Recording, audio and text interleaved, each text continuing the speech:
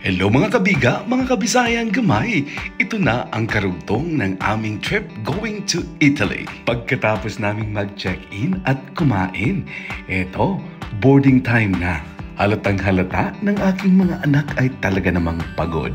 Kaya hinayaan ko muna silang magpahinga. Tingnan nyo naman si Madam Liit. Kahit pagod na pagod, hindi nagre-reklamo yan. Sobrang bait yan kahit saan man mapunta. Paboritong pastime niyan ay makipagharutan sa kanyang Kuya Iro. 2:30 ng madaling araw, gising na kami.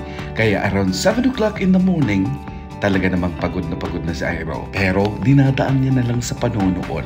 Kaya heto na ang pagkakataon na magbo-boarding na kami. Habang naglalakad papunta sa airplane, talagang maririnig mo kay Freya ay, "Daddy, excited ako."